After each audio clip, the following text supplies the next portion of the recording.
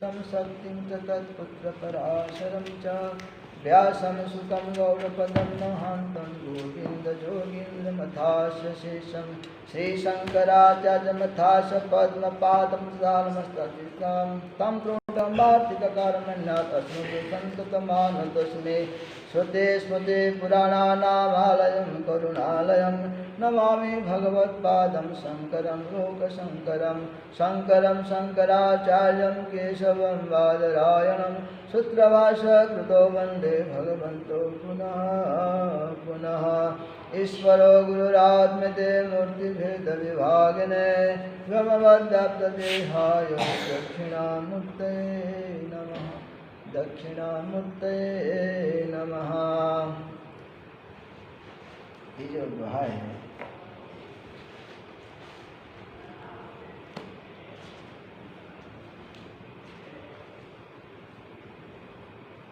ज्ञानी भगत शिरोमणि त्रिभुवन पति कर जान ताई मोह माया नर पावर करे।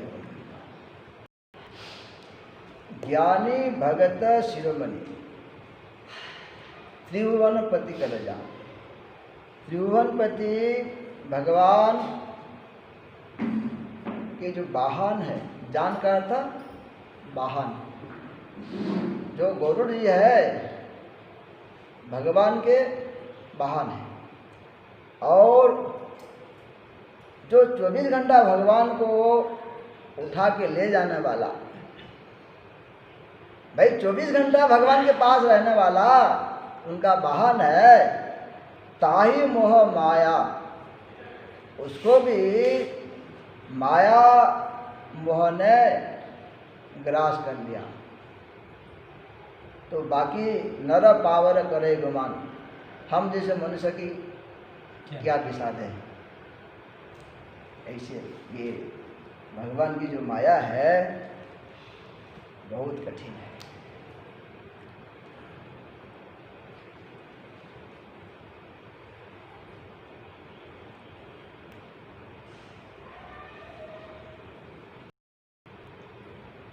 जिस साधक में संपूर्ण समर्पण आ जाता है तथा अपने आप को भगवान के हाथ का यंत्र बना लेता है, उसे समय तथा जन्म मरण की कोई चिंता नहीं रहती। अर्थात समर्पण एक ऐसा साधन है जो साधक को तत्काल मुक्ति प्रदान कर देता है। चित्त शुद्ध होता रहेगा, माया हटती रहेगी, साधक को कोई जल्दी नहीं है यदि ऐसा समर्पण हो पाए तो। भले तत्काल मुक्ति, कोई चिंता नहीं।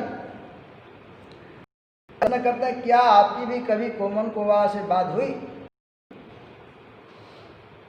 महाराज से? उसकी उपस्थिति का आभास अवश्य हुआ, बात नहीं। मतलब कोमन कोवा के साथ इनका बातचीत तो नहीं हुई, लेकिन उनके नजदीक आए थे ऐसा उनको आभास हुआ, पता लगा। प्रश्न, कोमन किसी महान आत्मा का आपके संपर्क में आना ही बहुत बड़ी बात है। क्या पता तरह ही कोमन कोवा आपकी गतिविधियों पर भी नजर रखे हो तथा अदृश्य महात्मा अदृश्य कर आपका भी मार्गदर्शन कर रहे हो। यह भी अर्थ हो सकता है कि आप भी अटलांटिस में से एक है। तो ये गुरु महाराज जी जो प्रश्न कर रहे हैं, कोवन कोवा जैसे महात्मा के संपर्क में आप है, तो उन्होंने जैसे आगासी की उनको संभालते लाए हैं, उनके ऊपर ध्यान रखे हैं, आपके भी गतिविधि पर कोमन कोवा की नजर रहा होगा। तो इसका अर्थ है कि आप भी वो अटलांटिस में थे, उनमें से एक हैं महाराज सिंह। इस बात की जानकारी सब है कोमन कोवा के पास हो। अतीत की सभी स्मृतियां अंतर्मन में संचित रहती है, जिनमें मनुष्य स्वयं भी नहीं जान पाता। यदि कोई समर्थ महापुरुष आपके अंतर्मन के साथ संपर्क करे तो उससे वह अवश्य ही अवगत हो सकता है। देखो कितने समर्थ होते हैं कि हमारे अंतर्मन में भी वो प्रवेश करके हमारे कोई जन्म की बात को जान सकते हैं।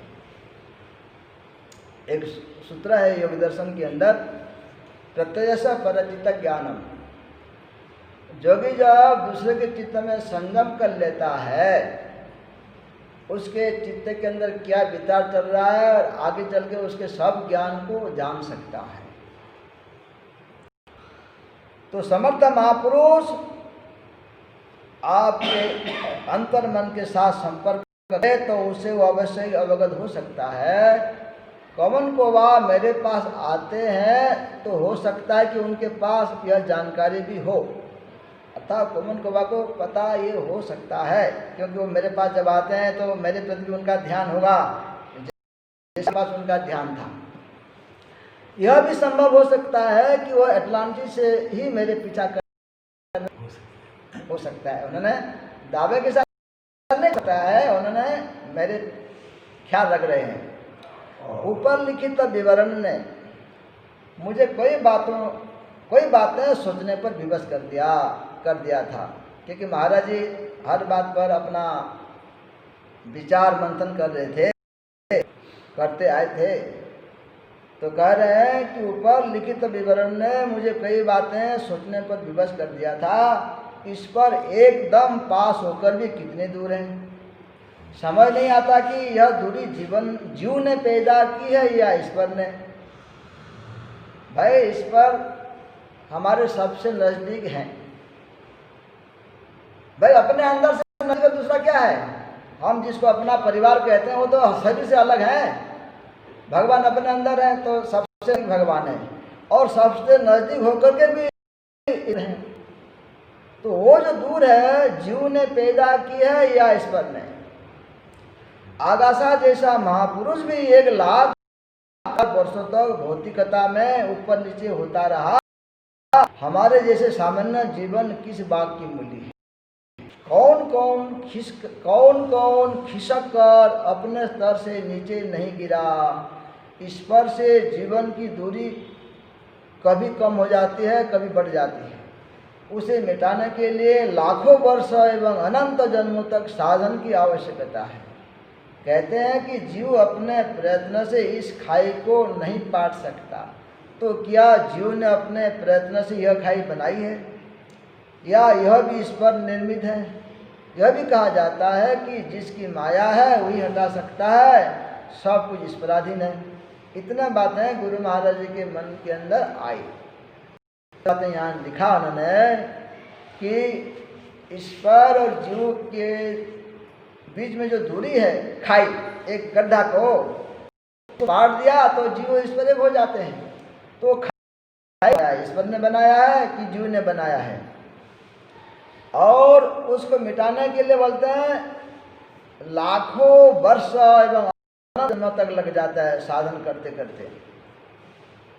और ये भी कहते हैं कि जीव अपने प्रयत्न से खाई काट सकता, तो क्या जीव ने अपने प्रयत्न से खाई बनाई है? इतने प्रश्न उनके अंदर आया, और आगे बोल दिया कि सब कुछ ईश्वर के अधीन है। जिसकी माया है उस माया को वही हटा सकते हैं। ऐसे गीता में भी कहा है इस बात को, देवी ऐसी गुणमयी मम माया दुरत्यया मामे में प्रपंचन्ते माया नेताम तरन्ति। गीता में बोल दिया है ये जो त्रिगुण में माया है मेरी माया है, और जिसको माया से पार उतरना है शरण में आ जाए। मामे वही प्रपंचन्ते माया में तम तरन्ति। जो मेरे शरण में वही माया से पार उतर सकता है। सुनते हैं वो माया में उलझ गया है, ईश्वर ने उलझा दिया है। ये महाराज जी के मन की बातें सब लिखे हैं इसमें, कि सुनते हैं कि माया में उलझ गया है, वो उलझ अपने आप गया कि ईश्वर ने उलझाया है। और कसमसाते जीव का तमाशा देख रहा है, अर्थात ईश्वर ने जीव को माया के फंदे में डाल दिया है, और जीव तड़प रहा है, कसमसा रहा है, तो इस पर देख करके आनंद ले। कुछ भी हो, यह तड़पन कसमसाहट दूर होकर शांति प्राप्त करना ही आध्यात्मिकता है। जो भी हो, वो जीव माया में अपना उलझा है, उलझाया है, जो भी है, जो दुखी हो रहा है, वो जो तड़प रहा है, उससे बाहर निकलने के लिए अध्यात्म है। किंतु यह मार्ग कितना लंबा, कितना कठिन तथा विघ्नों से भरा है। चलते चलते मनुष्य कभी ठहर जाता है, कभी गिर पड़ता है, कभी भटक जाता है। कई बार उसे गिर जाने का भान ही नहीं होता, कोई बार गिरावट में ही सुख मानने लगता है। कैसा विचित्र खेल है, कैसी अद्भुत माया है, जीव कैसा लाचार है। लक्ष्य सामने होकर भी लक्ष्य प्राप्ति उसके हाथ में नहीं है। कितना सुंदर बात कहते, देखो, लक्ष्य सामने होकर भी वो लक्ष्य को प्राप्त करना उसके हाथ में नहीं है, वो भी ईश्वर के हाथ में है। क्योंकि जब तक वो नहीं कृपा करेंगे उनको प्राप्त नहीं कर सकते।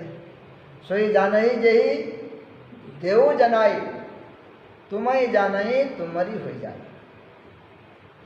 कभी एक कदम आगे बढ़ता है, बढ़ाता भी है, तो पता नहीं कौन उसे 2 कदम पीछे धकेल देता है। ये सब बातें गुरु महाराज जी अपने मन के अंदर विचार करके, मंथन करके, ये सब है। मनुष्य की बुद्धि उसकी सब शत्रु बन बैठी है। आगे क्या कहते महाराज जी, हमारे जो बुद्धि है, उस बुद्धि हमारे सबसे बड़ी शत्रु है, ऐसा गुरु महाराज जी कहते हैं। जितनी अधिक प्रखर उतना ही जगत में अधिक उलझाव। जितने बुद्धि प्रखर है उतने जगत में उलझना होता है। क्योंकि ये बुद्धि का तो काम है नहीं अध्यात्म, और बुद्धि यदि तार्किक हो जाए फिर इसका कोई अंत नहीं है, फिर जगत में उलझते चले जाएंगे। यदि शास्त्र ज्ञान में लग जाती है तो उसी में फंस कर रह जाती है। बुद्धि जब शास्त्र ज्ञान में लग जाती है तो उसी में फंस कर रह जाती है। ईश्वर कृपा के बिना बुद्धि की दिशा ठीक नहीं हो पाती। ईश्वर की कृपा नहीं हो, कि गुरु की कृपा नहीं हो, तो बुद्धि की जो दिशा है सही दिशा में वो चल नहीं पाती। सही दिशा में चल नहीं पाती अर्थात जो आगे बताया है कि शास्त्र ज्ञान में लग जाना और तर्क वितर्क में लग जाना, ये सब बातें, बुद्धि भी ठीक हो तथा उसकी दिशा भी ठीक हो तभी काम आता है। बुद्धि ठीक हो और दिशा भी ठीक हो, अर्थात बुद्धि निर्णय करने में सक्षम हो। बुद्धि निर्णय करने में सक्षम हो और सही दिशा में यदि बुद्धि चल रही है तब काम बन पाता है संभवतः। इसलिए साधना तथा साधन बल दिया जाता है। आगे कहते हैं संभवतः, अनुमान से ये कहा जाता है कि साधन और साधना, साधन और साधना पर बल दिया जाता है। अब साधना और साधन क्या है? क्या कहते हैं? साधना तथा साधन पर बल दिया जाता है। तो साधना और साधन हृदय मंथन पहला भाग में बताया है। साधना जो हम करते हैं और साधन अपना प्रयत्न से परे, कि अपना जहाँ अहंकार नहीं है, अपना प्रयत्न में वो साधन। पहला साधना में जब हम थोड़ा सा आगे आगे बढ़ते जाएंगे साधन में परिवर्तित हो जाता है।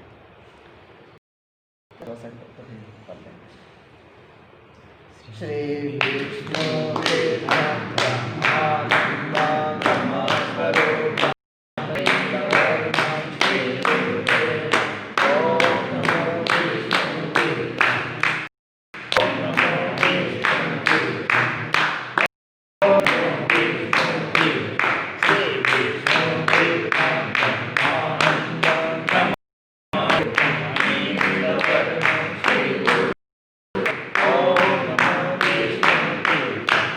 Oh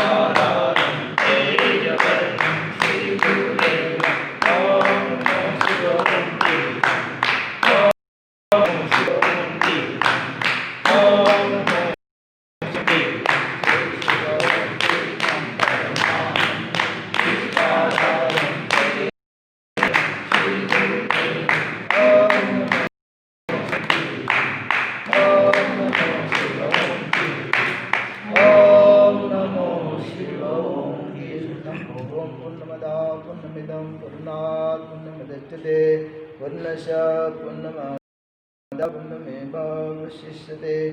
ओम शांति शांति। श्री सत्यनारायण चिंतन श्री